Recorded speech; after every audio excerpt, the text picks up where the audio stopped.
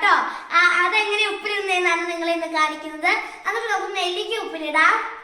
നമുക്ക് നെല്ലിക്ക നല്ലപോലെ കഴുകാം. ചെല്ലിലേക്ക് വെക്കട്ടെ. നമുക്ക് നല്ലപോലെ കഴുകാം. ഇത് ചെളിയൊക്കെ ഉണ്ടാവും കേട്ടോ, നമ്മൾ കാണില്ല. ഈ നെല്ലിക്ക അത്ര കൊള്ളില്ല കേട്ടോ, ഇവിടെ എന്തോ കടിച്ചിട്ടുണ്ട്. നമുക്കിത് മാറ്റി വെക്കാം. അപ്പം ഞാനത് മാറ്റി വെക്കട്ടെ.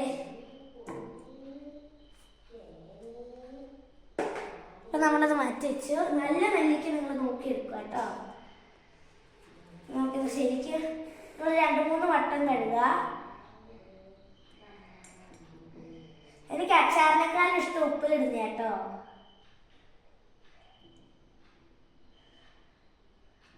നല്ലപോലെ കഴുകിയെടുക്കുക.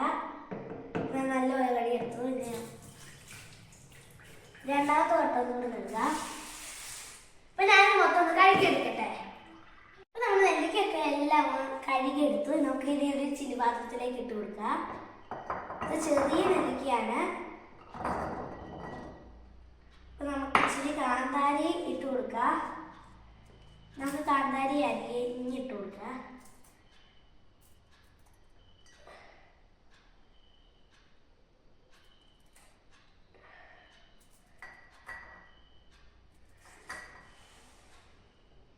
നല്ല എരിവൊക്കെ പിടിച്ച്. അപ്പം ഞാൻ ഈ കാന്താരി മൊത്തം ഒന്ന് അരിഞ്ഞിടട്ടെ.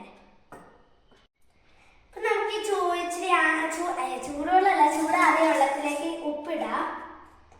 നിങ്ങളുടെ കല്ലുപ്പുണ്ടെങ്കിൽ കല്ലുപ്പിടാം. ഇപ്പം ഉപ്പ് ഇട്ടിട്ടുണ്ട്. ഇച്ചിരി നെല്ലിക്കയിലും കൂടി ഞാൻ ഇടുന്നുണ്ട്. ഇത് മതിയാവും. ഇനി തിളപ്പിച്ചാറിയ വെള്ളം ഒഴിക്കാം.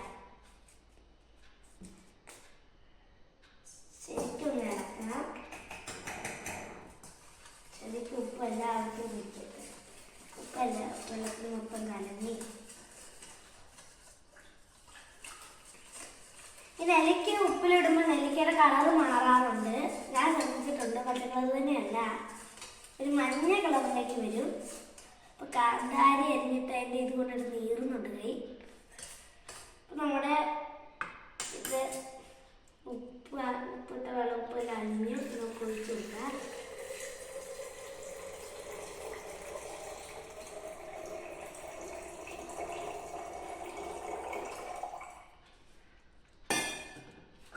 നമുക്കിനി അടയ്ക്കാം കേട്ടോ.